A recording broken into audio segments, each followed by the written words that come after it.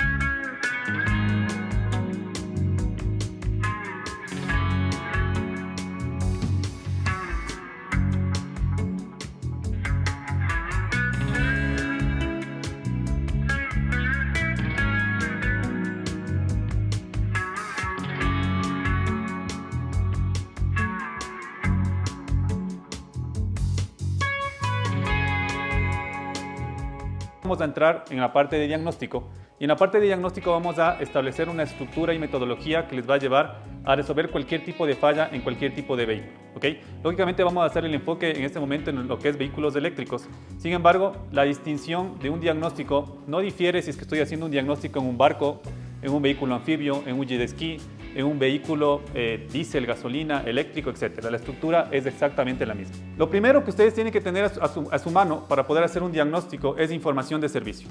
¿Okay? Los fabricantes han desarrollado información de servicio, manuales, para que los procedimientos de reparación sean más rápidos y efectivos. Hay muchas fuentes de información técnicas gratuitas en la actualidad. Claro que también hay información paga, por ejemplo, Identifix, Oldata, Hines Pro. Hay unas fuentes pagas que son muy buenas, pero también, por ejemplo, Chilton Library, pueden buscar en Google, ingresan a Chilton Library y pueden, en este caso, tener información gratuita. ¿Okay? ¿Por qué es importante la información? Porque primeramente nos permite entender cómo maneja un sistema, cómo funciona un sistema. Y antes de hacer un diagnóstico, yo tengo que entender cómo funciona el sistema. No tiene sentido ir a reparar algo que no sé cómo funciona. ¿Okay? Luego, ¿qué tenemos? Tenemos los procedimientos que son necesarios para poder atender un sistema de alta tensión. En esta charla vamos a centrarnos en vehículos 100% eléctricos y el objetivo es que ustedes desarrollen, primero, criterios para poder hacer un diagnóstico y una reparación en un sistema de alta tensión. Estamos manejando voltajes de más de 300 voltios de corriente continua y lógicamente hay normas de seguridad que hay que aplicar para poder hacer el procedimiento. Pero aquí hay un tema que hay que tenerlo en cuenta. El diagnóstico en un vehículo eléctrico se divide en dos partes. El diagnóstico del sistema de baja tensión, que es como cualquier vehículo, y el sistema de alta tensión. ¿Okay? Cuando yo voy a trabajar en el sistema de alta tensión, lógicamente tengo que hacer la desconexión de la batería, poder en este caso esperar un tiempo determinado para poder actuar sobre el sistema. Pero cuando hago un diagnóstico del sistema de baja tensión, es exactamente lo mismo que cualquier vehículo. ¿Okay? Normalmente algunos vehículos, tanto vehículos híbridos enchufables o eléctricos, tienen un jumper o un conector de servicio. El conector de servicio lo que hace es divide la batería en dos partes y lógicamente aísla el alto voltaje del sistema. Pero en la actualidad hay muchos vehículos, como el que vamos a ver en el caso de estudio, en el cual no hay un jumper de seguridad. Entonces lo que hay que hacer es desconectar el negativo de la batería auxiliar, que es la batería de 12 voltios, y con eso se va a liberar la tensión, pero hay que desconectar igualmente el procedimiento o el conector de alta tensión de la batería. ¿Sí? Y para poder hacer eso necesitamos utilizar ciertas normas de seguridad, utilizar guantes clase 0, hacer unas verificaciones de voltaje para ver si es que efectivamente el sistema está desenergizado y luego esperar que los condensadores también se descarguen para poder hacer los procedimientos y verificaciones. ¿Okay? ¿Qué más? Una parte muy importante, los boletines técnicos de servicio. Esto casi nunca le paramos de atención. Los boletines técnicos están cargados en muchas páginas de información de los fabricantes, en muchas páginas pagas y gratuitas. Y el objetivo de un boletín técnico de servicio es ahorrarnos días de diagnóstico. ¿Okay? Cuando yo voy a revisar un boletín y ese boletín me indica que hay un problema relacionado al que tengo en el vehículo, no tiene sentido pasar días o semanas haciendo un diagnóstico si tengo la información en el boletín. Entonces, siempre que voy a iniciar un diagnóstico, tengo que ir a revisar un boletín técnico por si acaso haya un código de avería o una falla relacionada con el vehículo, ¿sí? Esto de aquí parece algo lógico, parece algo que se hace siempre en los talleres, pero la verdad es que no es así. Ni siquiera a nivel de agencia o dealer, donde tienen siempre la información a la mano. Diagramas eléctricos. Hacer un diagnóstico electrónico sin un diagrama eléctrico es estar perdido en el proceso, ¿sí? Siempre necesitamos un diagrama eléctrico. Es el mapa para poder saber qué medir, dónde medir, y cómo llevar a cabo el diagnóstico de una manera efectiva, ¿ok? La verificación o lectura de un diagrama no es nada fuera de lo común. La verificación de un diagrama es leer. Yo siempre digo a los estudiantes que cuando ustedes tengan un diagrama eléctrico, lean. ¿Qué vamos a leer aquí? Aquí me dice, por ejemplo, módulo de control. Acá me dice, en este caso, caja de fusibles, relés, tierras, alimentaciones. Lo único que hay que hacer es leer el diagrama, interpretar lo que quiero medir, verificar los terminales donde voy a trabajar, irme tal vez a un pin-out, que es básicamente la forma como está la ficha del conector, verificar cuál pin voy a verificar y hacer la medición respectiva, ¿ok? Hay plataformas incluso como apps. Esta de aquí es muy buena, se llama Carming Light. Ustedes pueden encontrar diagramas eléctricos de vehículos americanos, europeos, asiáticos y también muchas marcas chinas. ¿Okay?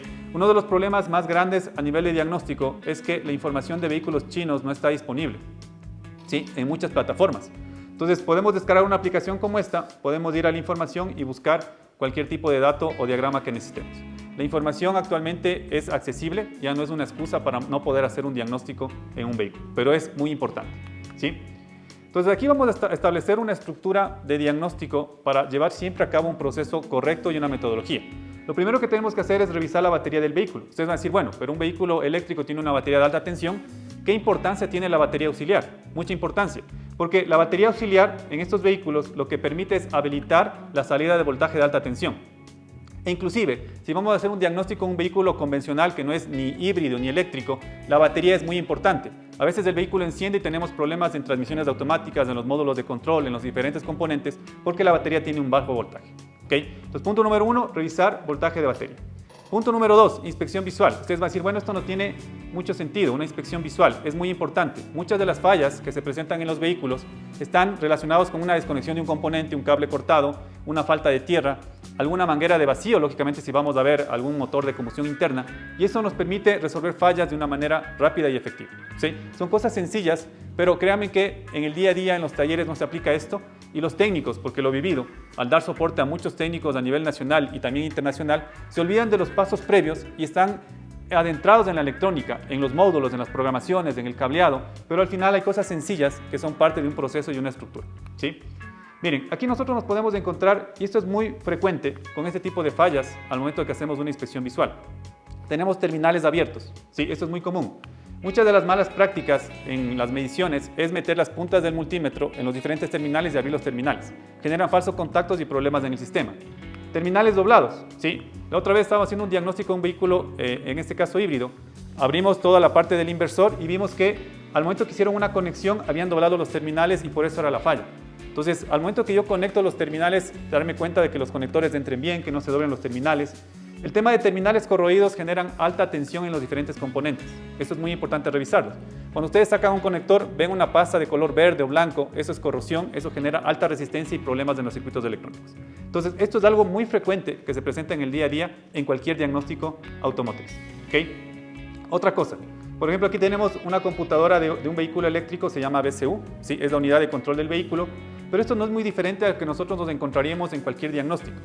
Cuando ustedes van a hacer un diagnóstico en la parte electrónica, una de las cosas más importantes que ustedes pueden hacer antes de entrar en los códigos de avería y códigos de falla, que es lo que normalmente hacemos, es verificar alimentaciones y tierras en el módulo de control. Todos los módulos de control tienen alimentación directa de batería, alimentación de ignición, varias tierras, y eso hace que el módulo funcione correctamente. Si el módulo no está bien energizado o tiene problemas en sus alimentaciones y tierras, va a generar problemas en la gestión electrónica, ¿okay? Y muchas de las veces, cuando estamos haciendo un diagnóstico, nos vamos a ver los códigos de avería. Lo primero que hacemos, check engine encendido, conectar escáner, ir al código y trabajar en el código, ¿okay? Pero muchos de los problemas, inclusive con códigos P0606, que son fallas del microprocesador, nunca es la computadora, en algunos de los casos. Es el problema, una falta de alimentación o tierra. Un módulo de control puede llegar a trabajar con menos de 5 voltios. ¿sí? Algunos módulos de control incluso sin la alimentación directa de batería. Y trabajan, pero generan problemas en la gestión electrónica.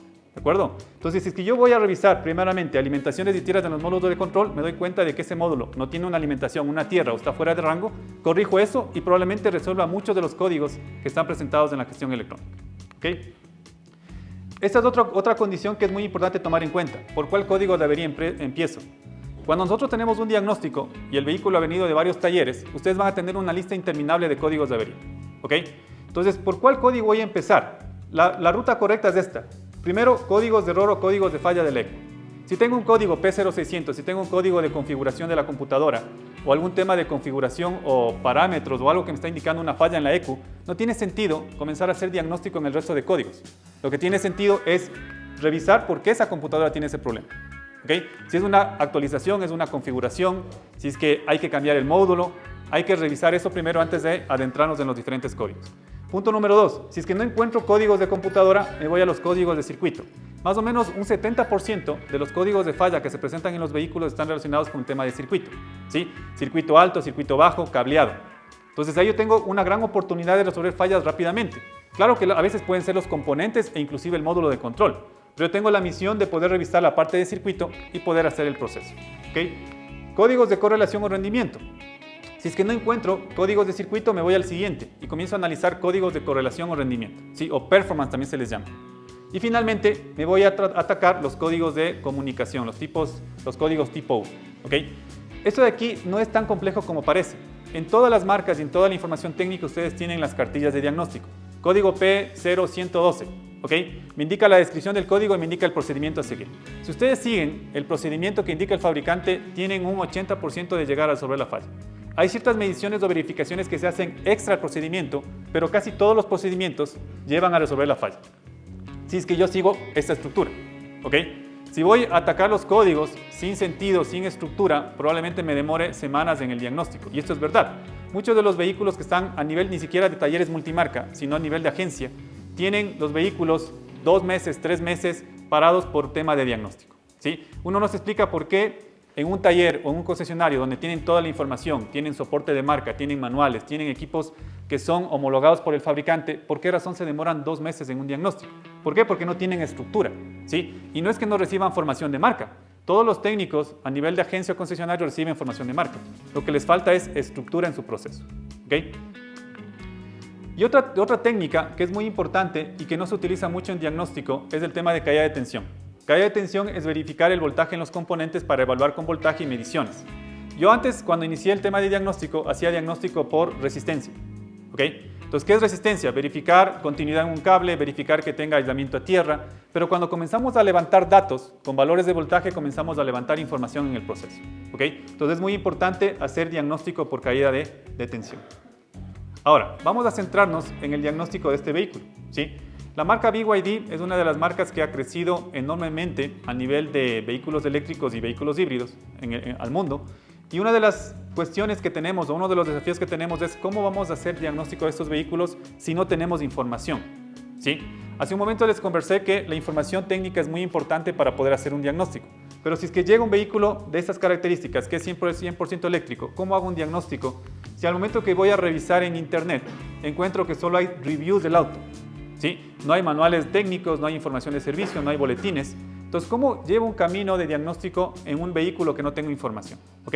Aparentemente no habría información, pero sí hay. Sí, lógicamente va a estar en otro idioma. Uno de los desafíos que tuvimos en este vehículo es poder encontrar la información para poder dar servicio, ¿sí? Y diagnóstico. Entonces, no encontramos la información en inglés, pero sí encontramos la información en chino, ¿sí? Literalmente el manual estaba en chino, ¿ok? Pero cuando nosotros llevamos un escenario de diagnóstico con lo aprendido a cualquier sistema y respetamos la estructura, podemos tranquilamente llevar un diagnóstico adecuado, ¿sí? Una de las cosas que les comenté hace un momento es tratemos de evitar a nivel mental de generar un bloqueo. Si es que me llega un auto de estos, no voy a poderlo hacer. Claro que pueden hacerlo. Hay que buscar la información, sí. Puede llegar en otro idioma. Puedo traducir esa información de chino a español. Pero cuando yo tengo la estructura de diagnóstico y sé qué hacer y cuál es la metodología, puedo llegar a hacer un diagnóstico en cualquier tipo de sistema. ¿Okay? Vamos a centrarnos en 2 escenarios. Vamos a hacer 2 diagnósticos en este vehículo en el sistema de baja tensión y uno que podría ser en alta tensión. ¿Okay? Miren, Aquí nos encontramos un poco con la arquitectura de cómo funciona el sistema. Tenemos el motor eléctrico, por acá tenemos el controlador principal para el motor eléctrico y aquí tenemos algunos módulos que están vinculados a través de red de comunicación CAN, como es el pack de baterías y en este caso el BCU. El BCU es la unidad de control del vehículo y para poder generar aceleración en este auto tenemos dos entradas, ¿sí? Tenemos el acelerador y tenemos el freno, ¿de acuerdo?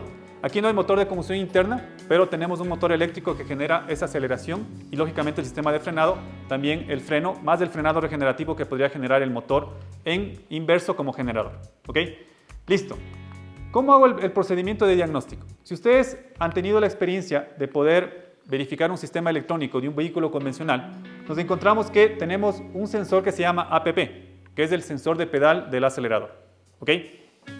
¿Este sensor va a ser diferente en un vehículo eléctrico o en un vehículo convencional? La respuesta es no.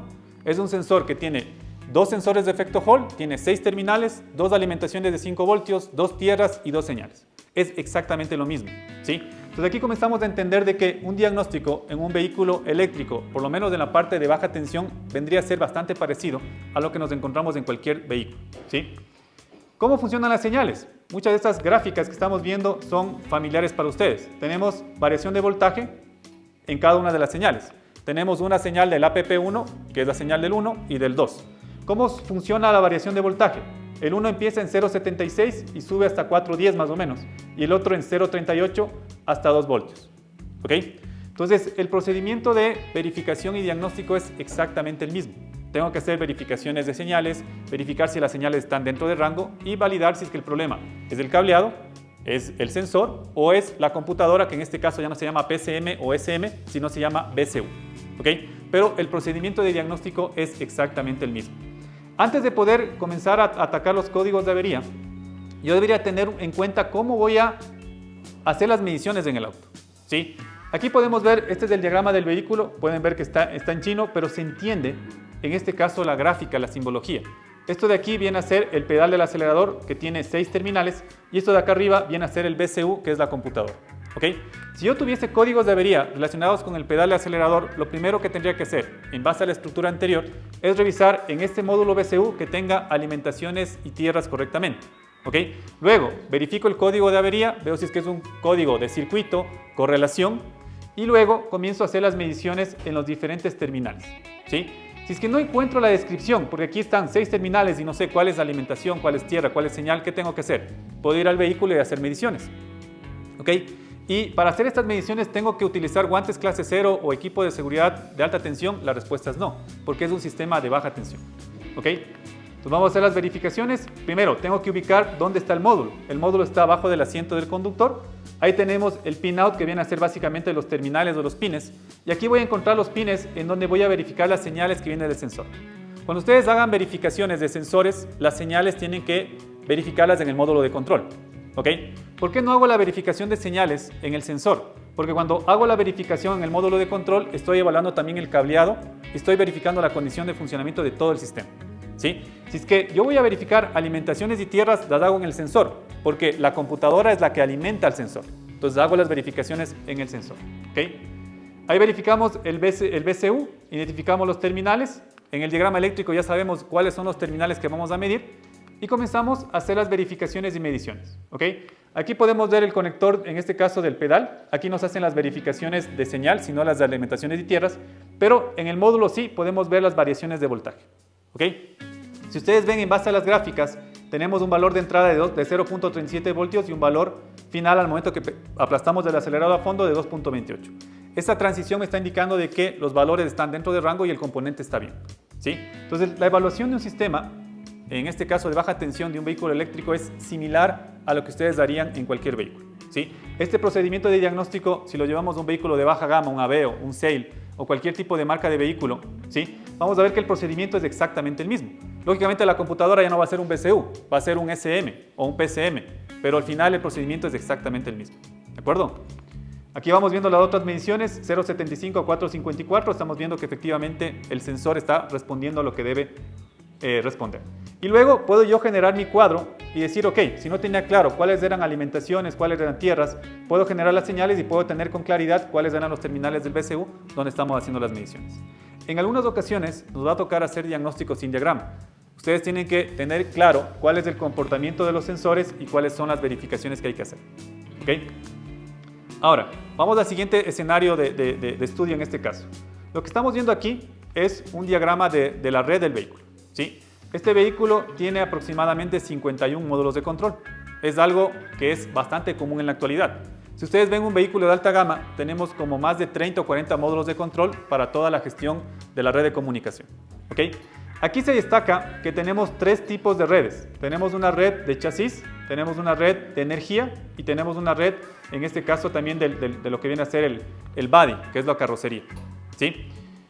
Dentro de la red de energía, aquí nos damos cuenta que es una red CAN. ¿Sí? ¿Por qué? Porque tiene dos cables en el funcionamiento de la red y también la velocidad de comunicación es de 500 kilobits por segundo. ¿Sí? Ni siquiera es un CAN FD, es un CAN normal o un CAN clásico, pero el procedimiento de diagnóstico va a ser exactamente igual al que lo llevamos en cualquier vehículo convencional. ¿Cuál es la diferencia? La diferencia es que, lógicamente, tengo que entender cómo funciona una red de comunicación, cómo yo puedo evaluar los datos y la información en el proceso y también ir a un pinout para, en los diferentes módulos donde vaya a verificar la red, entender dónde voy a hacer las mediciones. ¿Sí? Miren, aquí por ejemplo en el terminal 17 y 16 tenemos el CAN H y el CAN L de la red.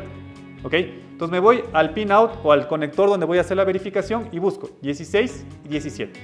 ¿Ok? Pongo mis puntas de prueba por la parte posterior del conector y levanto la información para poder sacar valores de voltaje con un multímetro o señales de osciloscopio para poder evaluar esta red. ¿Sí? Entonces, el procedimiento de diagnóstico es parecido. Por ejemplo, miren, aquí estamos, este módulo de aquí es el módulo múltiple en uno, le llaman. ¿Por qué? Porque está integrado el controlador, está integrado el sistema de carga DC, convertidor y todo lo demás. ¿Qué sucede aquí? Estamos en el conector verificando la red, lo que vimos anteriormente. Insertamos las puntas de prueba, ¿sí? Para tener los dos canales, canal A y canal B, y también sacar los valores, en este caso, con voltaje.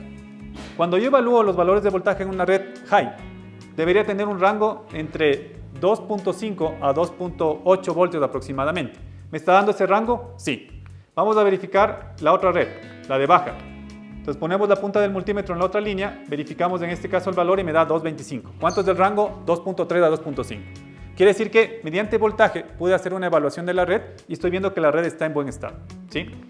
¿Qué más? Si es que quiero ir un poquito más allá y quiero graficar la red con un osciloscopio, tomo los dos canales y grafico la red. Ustedes pueden ver que es una red CAN común y corriente en el vehículo eléctrico, pero yo mediante esta gráfica puedo ver si es que hay problemas en la red, si es que hay intermitencias, si es que una línea está abierta y se cae la señal, o si es que falta alguna resistencia de un módulo terminal en el proceso. ¿Ok? Entonces, básicamente el procedimiento de diagnóstico ha sido similar a cualquier tipo de vehículo que analicemos red.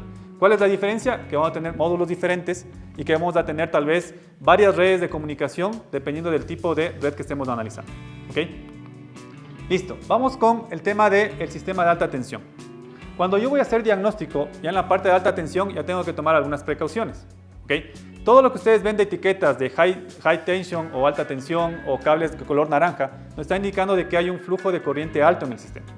¿Okay? Entonces, ¿qué tenemos que hacer aquí? Lo que tenemos que hacer es primero buscar un mecanismo que me permita desenergizar el sistema. Como les comenté al inicio de la presentación, había muchos escenarios en vehículos híbridos enchufables e inclusive en vehículos eléctricos en los cuales encontrábamos un plug de servicio.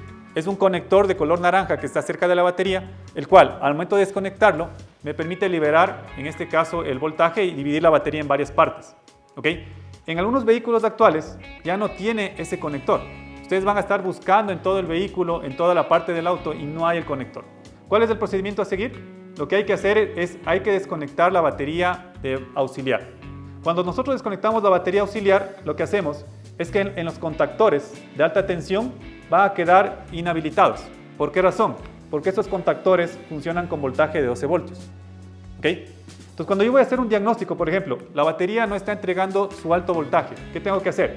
Verificar si efectivamente al módulo que monitorea, en este caso, las señales y recibe las señales, está llegando voltaje de batería. ¿Sí? Puede ser que no esté llegando voltaje de batería y nunca los contactores se van a cerrar. Pero dentro del procedimiento de emergencia del vehículo, cuando tiene una colisión, la recomendación es que se desconecte el poste negativo o borde negativo de la batería. Con eso, los contactores de alta tensión quedan deshabilitados y no hay forma de que entregue alto voltaje. Y luego, para poder seguir avanzando en el proceso, lógicamente tengo que hacer la desconexión de la batería. Porque por más que los contactores estén, en este caso, abiertos, yo tengo la responsabilidad de desconectar el sistema de alta tensión si quiero trabajar en el inversor, en el motor eléctrico o en un componente de alta tensión.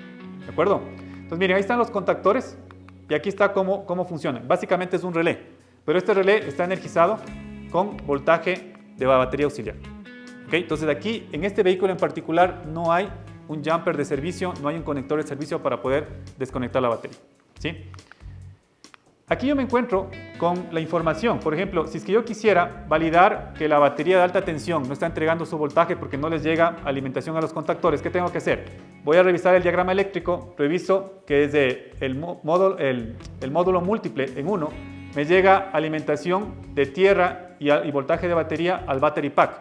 Esto es lo que permite internamente que los contactores se abran o se cierren. Bueno, en este caso se cierren para generar alta tensión. ¿Sí? Y aquí sí, luego de esto ya podemos trabajar tranquilamente en cualquier elemento que yo quiera hacer. Si quiero cambiar componentes, si quiero dar un servicio interno, si quiero verificar algún tema del controlador, ya lo puedo trabajar de una manera segura. Pero hay que tener en cuenta que el controlador tiene un condensador grande.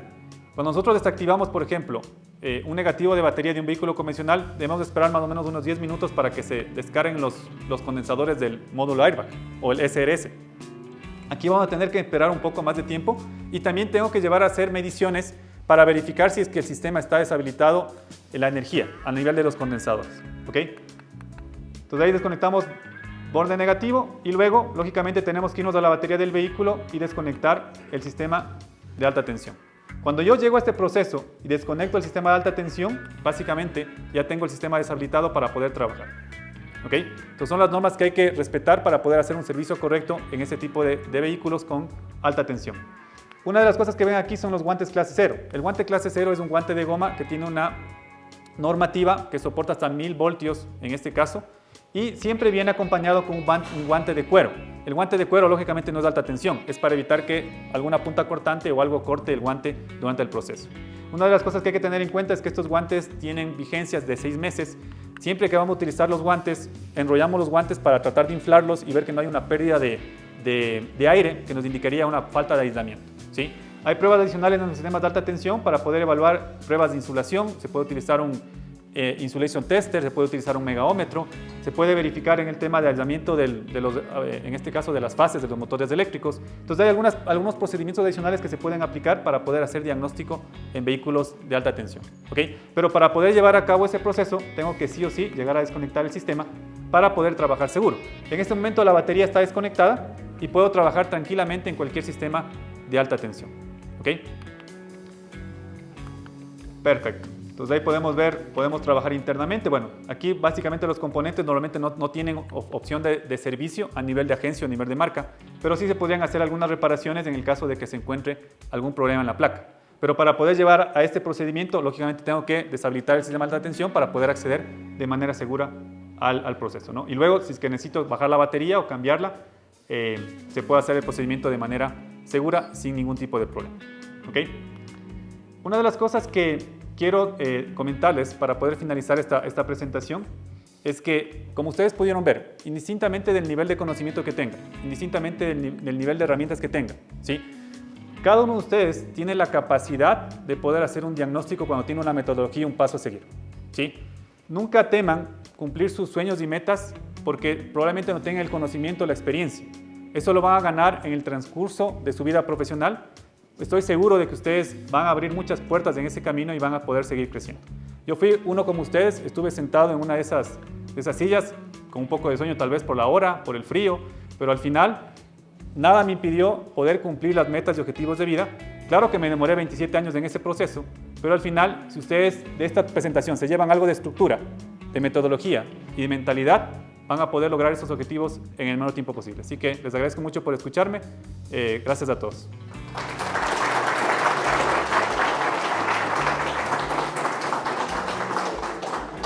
Acabamos de llegar del evento de la ESPE, el Congreso de Ciencia y Tecnología en tema automotriz, orientado en el tema de vehículos eléctricos. La verdad que fue una muy bonita experiencia poder compartir con los estudiantes. Uno recuerda cuando fue estudiante y tenía muchos sueños y metas por cumplir, y la trayectoria que hemos venido desarrollando en el proceso les motivó y les impulsó a seguir adelante para que sigan avanzando. Además de, lógicamente, tener una estructura clara para poder hacer un diagnóstico de un vehículo eléctrico. Así que les invito a que nos sigan en nuestras redes sociales. Vamos a tener más espacios como estos donde vamos a compartir en muchos congresos, en muchas experiencias para que ustedes puedan seguir creciendo a nivel de diagnóstico electrónico automotriz.